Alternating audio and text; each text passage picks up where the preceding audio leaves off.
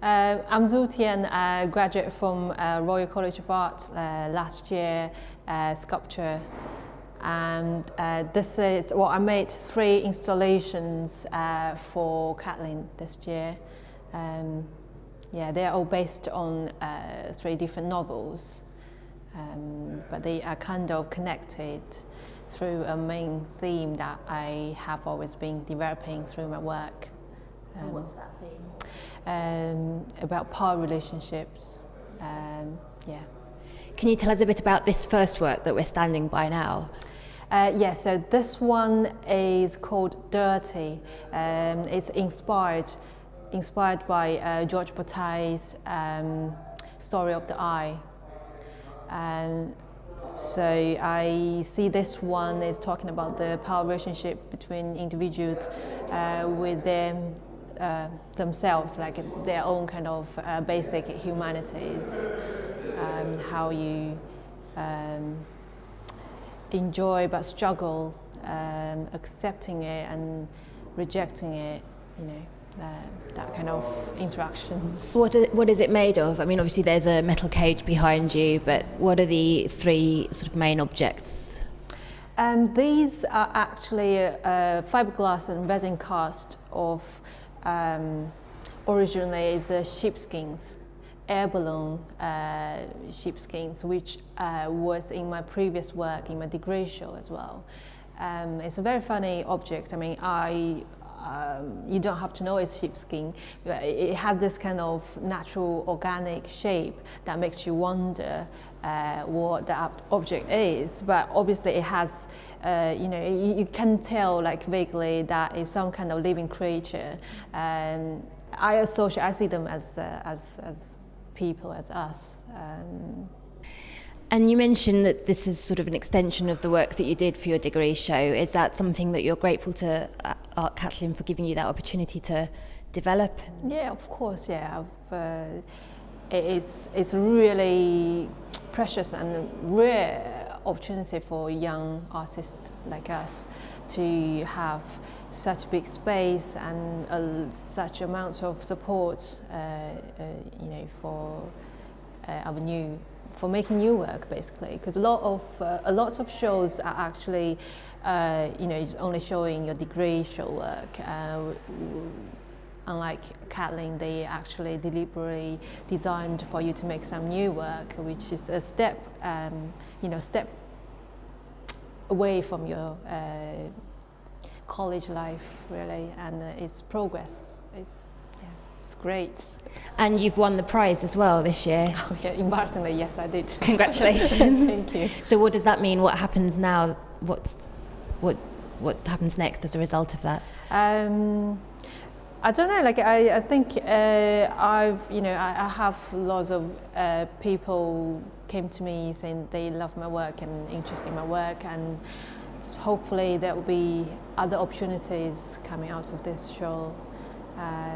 And it's very great to hear people's feedback about my work, how they, you know, and then they talk about not just this work, but they also mention about my degree work as well, degree show work as well. And you know, I've spoken to a few people who's been following my development since my degree show, which is great. You know, I didn't know they exist, but it's really nice feeling knowing someone's following your development and gives you motivations, basically.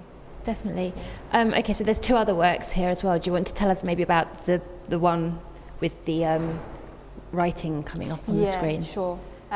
So that room is separate work, and it's inspired by, originally it was a novel, The Piano Teacher, but later on it was adapted into a film by Michael Haneke, one of my favorite directors.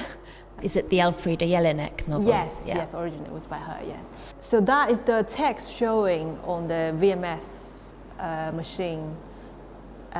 It's a letter that's written from the main female character to her young lover.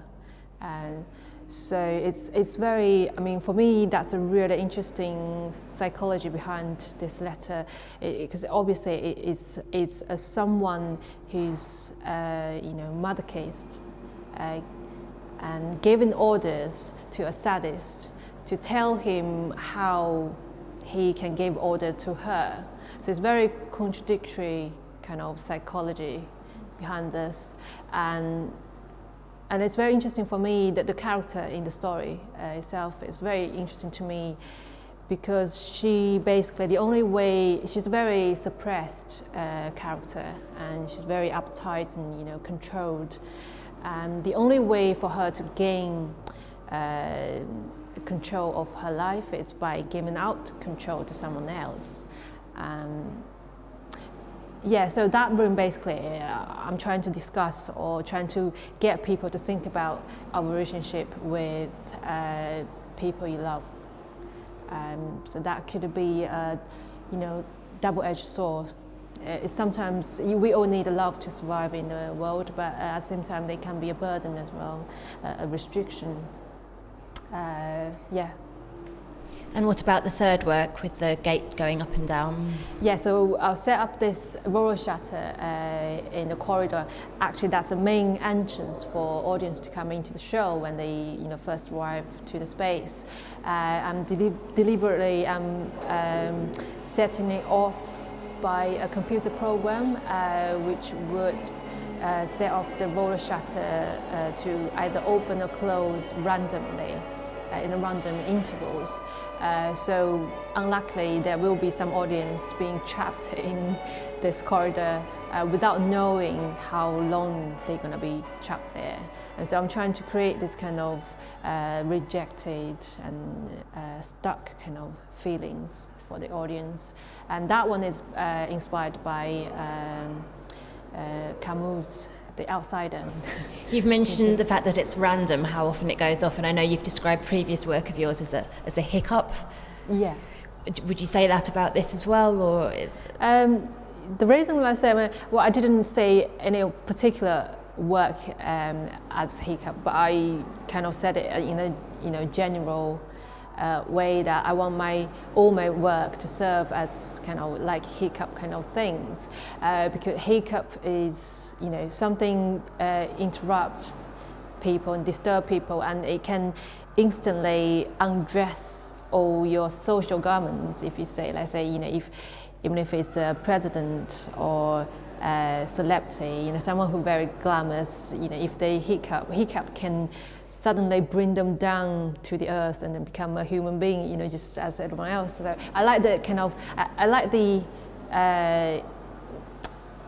effective, not influence, but the effect of hiccup. But at the same time, it's a tiny thing. It's momentary. It's not lasting forever, kind of thing. And that's how I see my work. Basically, is to when you see my work, at that moment when you confront with my work, I want you to be a little bit away from your daily life, from your kind of usual way of doing and thinking things. So that's why I said, I would like my work to serve as a hiccup to people. Yeah.